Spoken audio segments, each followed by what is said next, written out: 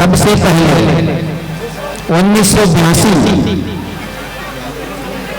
जहां पर रानी दुर्गावती की मूर्ति लगी है,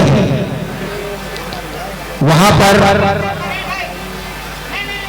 गोंडवाना समाज राजनांदगांव की ओर से पहली बार टेंट लगाया गया था 1982 में।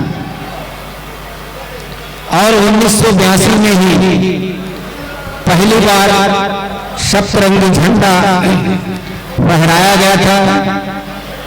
उस झंडा को फहराने में स्वर्गीय प्रेमवासी श्री राम सिदार जो पोस्ट मास्टर जनरल थे, उनके हाथों में सप्तरंगी झंडा इस प्रांगण पर फहराया गया। उस अवसर पर इस गांव के लोग वहां पर नहीं थे। ये सबसे बड़ी बात है कि इस गांव के लोग झंडा फहराने के समय पर नहीं थे। झंडा फहराते समय मोतीराम कंगाली, दादा हीरा सिंह मरकाम, सुनहेर सिंह ताराम और हम राजनांदगांव से आए थे करीब 15-20 लोग, कल्याण सिंह वरकड़े के भाई और वो आपके इधर दुर्ग जिले से भी कुछ लोग आए हुए थे। उन लोगों के द्वारा पहली बार झंडा फहराया गया और तब से लेकर आज तक काफी परिवर्तन हो गया है। आपके सामने विशाल पंडाल 2024 में बना हुआ है और इस अवसर पर हमें मंच से क्या बोलना है यह महत्वपूर्ण है। जो महत्वपूर्ण बातें मैंने पिछले वर्ष भी दोहराई थी, उसको लगभग उसी तरह आज भी दोहराना चाहूंगा। आज 2024 में यह मंच बन गया है। इसके अलावा और न जाने कहां कहां मंच बन गए हैं। उधर किनारे में और समाज के लोगों का मंच बन गया है, उधर नहर के उस पार भी मंच बन गया है, तथा इधर दलदल कुही में हमारे गुरुकुल की स्थापना हो गई है। ऐसी परिस्थितियों में ऐसा लग रहा है कि हमने 1982 में जो झंडा फहराया था, सप्तरंगी झंडा, उसका प्रभाव कहिए या उसका देव की कृपा कहिए, पारिकृपाल मंदिर की कृपा कहिए कि गोंडवाना समाज का यह जो मेला है वह दिनों दिन बढ़ता जा रहा है और अग्रसर होता जा रहा है और हम लोग उसमें एक कदम आगे ही बढ़ते जा रहे हैं। साथियों, मैं कोई विशेष बात आप लोगों को नहीं बतलाना चाहूंगा।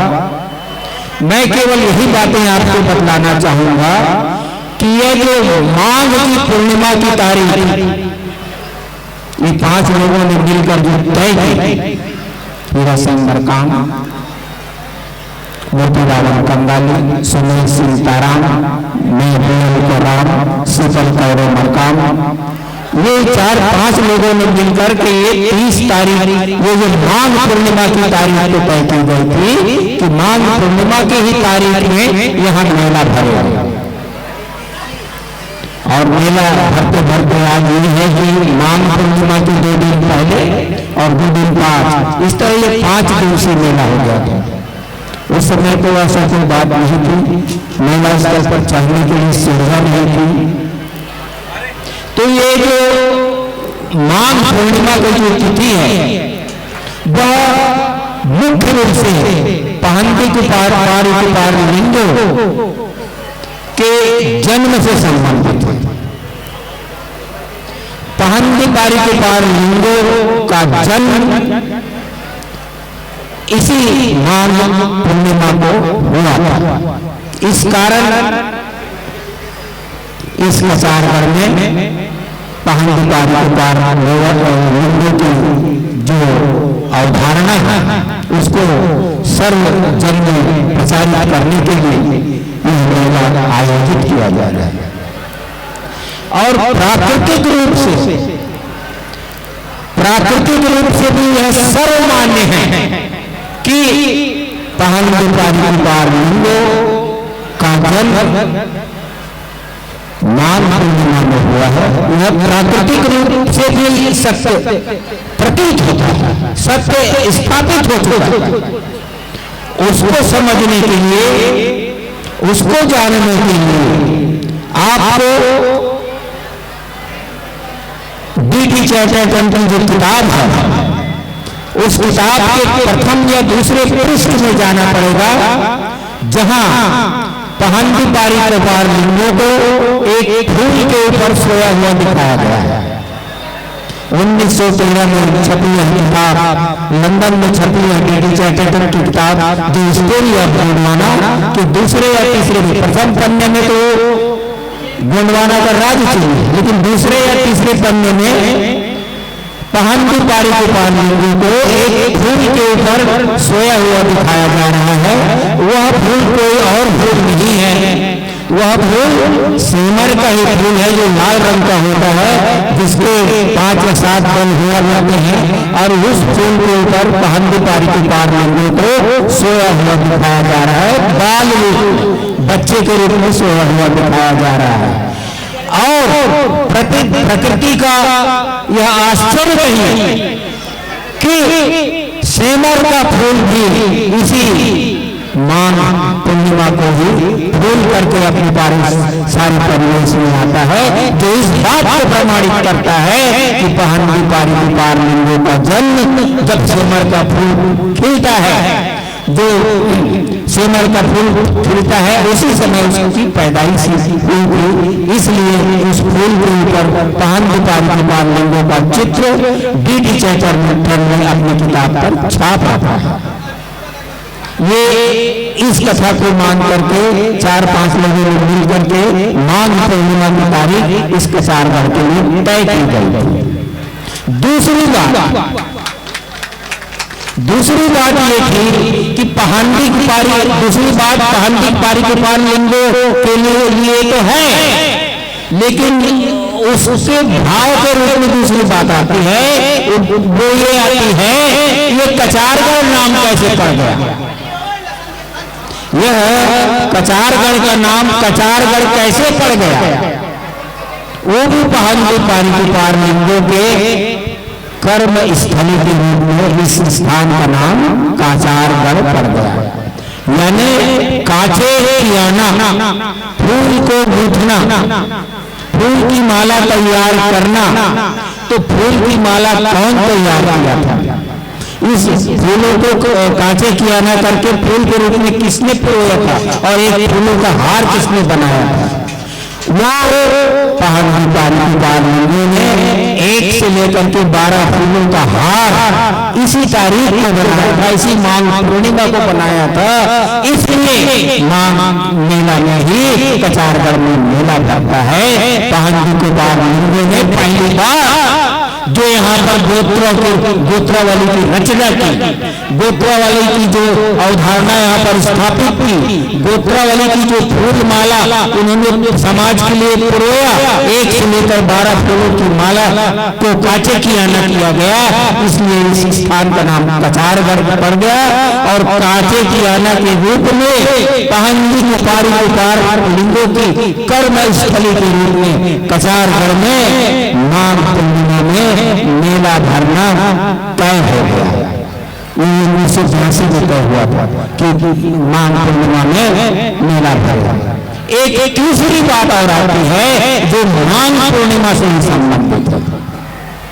एक तीसरी बात जो आती है वो माघ पूर्णिमा से ही संबंधित है। उसका भाव, उसका आधार, उसका सूत्र संभव हो जाता है। जो हमारे इस काल में शंभु थे, पहंडी पारी के पार लिंगों के काल में जो शंभु थे, जिन्होंने 33 बच्चों को कचारगढ़ में बंद कर दिया था, गुफा में बंद कर दिया था, वो बच्चे निकाले गए और निकाल करके फूल की माला बनी। ये तो कहानी हो गई। लेकिन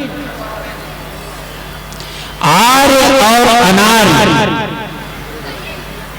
का जो समझौता था, आर्य और अनार्यों के बीच जो लड़ाई चली आ रही थी उसमें एक विराम लगा, एक उसमें कहने चाहिए ब्रेक डाउन हुआ। और ब्रेक डाउन होने के रूप में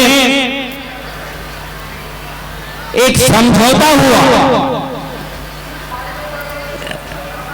कि आर्य और अनार्य को एक जगह उपस्थित होना है। समझौता किया। उस स्थान का नाम क्षीरप्रा, जहां दूध की नदियां बहती हैं।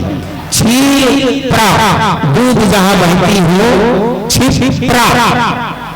क्षिप्रा नदी कहां है? उज्जैन। उज्जैन के महाकाल मंदिर उज्जैन। क्षिप्रा नदी, क्षीरप्रा जहां दूध की नदी, क्षिप्रा नदी के तट पे और आर्य और अनार्यों का जो समझौते की रस्म को पूरी करना था, उस समझौते की रस्म को पूरी करने के लिए क्षिप्रा नदी के तट पर दोनों लोग उपस्थित हुए। और कहा जाता है कि उस समझौते के तहत जो अनार्य लोगों के पास जो भी धन दौलत पूंजी संपत्ति थी उसका बंटवारा हुआ। उस बंटवारे में आर्य लोगों को बहुत सी चीजें दी गई। आप लोग सब जानते हैं उसको। हम जो समझौता हुआ उसको हम लोग क्या कहते हैं? सागर मंथन। सागर का मंथन हुआ। मंथन हुआ मतलब समझौता हुआ। सागर मंथन में आर्य अनार्यों का समझौता हुआ। उस सागर मंथन में बहुत सी चीजें निकली। अमृत भी निकला, जहर भी निकला, कामधेनु गाय भी निकली, ऐसा कल्प वृक्ष निकला, एरावत हाथी निकला, कोई धनवंतरी भी निकले। तो इतने लोग तो निकले ये समझौते की तरफ। ये जो सारी अच्छी अच्छी जो चीजें थी वो आर्य लोगों के पास चली गई। अंत में जो चीज बनी, जो बच गई थी, उसको विष कहा जाता है, हलाहल कहा जाता है, जहर कहा जाता है। जो हलाहल और जो जहर बच गया था वो किसके पानी में गया? अमृत को तो उन्होंने बांट लिया आर्य लोगों ने, लेकिन जब जहर की बारी आई तो नहीं, जहर को आपके खाते में जाता है, इसको आपको ग्रहण करना पड़ेगा। इस तरह का समझौता हुआ। तो जहर को अनार्य जो लोग थे उन्होंने स्वीकार कर लिया।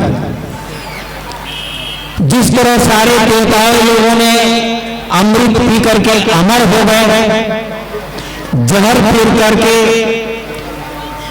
शंभु और उसके गण नष्ट हो जाते हैं। इस प्रक्रिया को बचा लेने की प्रक्रिया को शंभु ने उस जहर को स्वीकार कर लिया और अपने गणों को बोल दिया कि तुम लोग कोई जहर नहीं पियोगे, केवल मैं जहर पीऊंगा।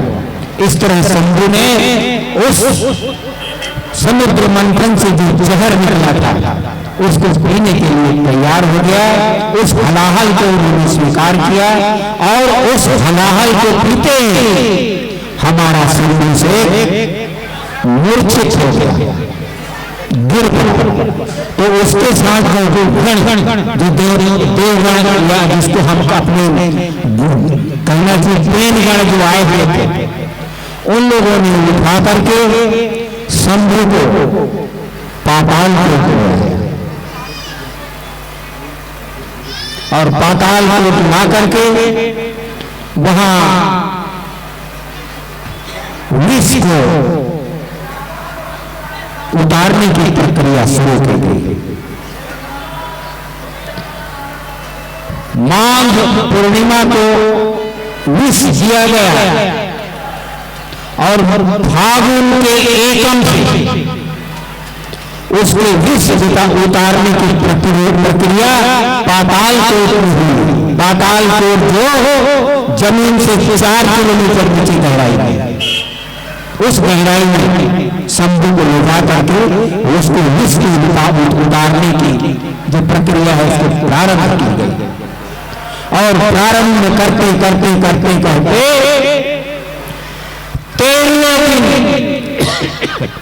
13वें दिन शंभू के शरीर से विष को उतारा गया। और विष को उतारने के लिए जो कहते हैं जो लाया गया था वो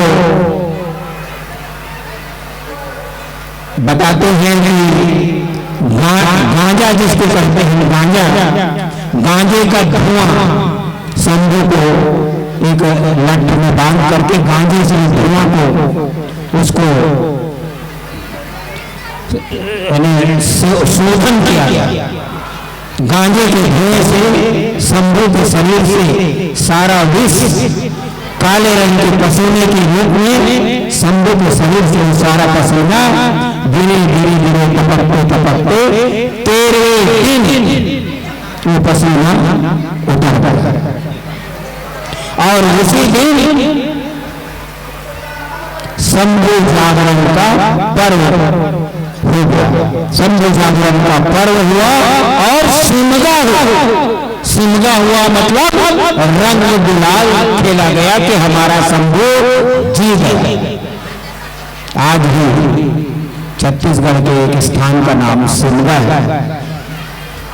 बहुत से लोग नहीं जानते हैं कि सिमगा का आशय क्या मतलब होता है। सिमगा का आशय है कि रंग गुलाल खेलना। मैं चिमुर में जाकर के भी यही शब्द कहा था कि चितुर जो है जो परसा का पेड़ छोटे पान के पत्ता के कारण नाम चिमुर पड़ गया। उस छोटे पत्ते के फूल का भी उपयोग उस रंग बनाने में किया गया था, इसलिए तुम्हारे शहर का नाम चिमुर पड़ गया। तो मैं चिमुर के तो वो गांजे के शोधन से उसके शरीर के विष से निकाला गया और उसके बाद उस गर्मी को शांत करने के लिए शंभू को भांग पिलाया। उस विष को उतारने के लिए शंभू को भांग पिलाया गया।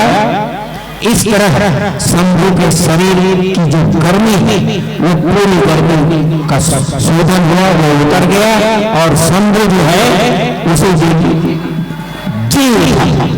और इसीलिए शंभू नरका पंडु क्या मनाते हैं हम लोग?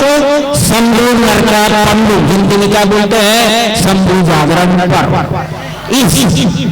क्या बोलते हैं? माघ पूर्णिमा के दिन हमारे शंभू ने जहर किया था और 13वें दिन शंभू नरका पंडु हम लोग मनाते हैं।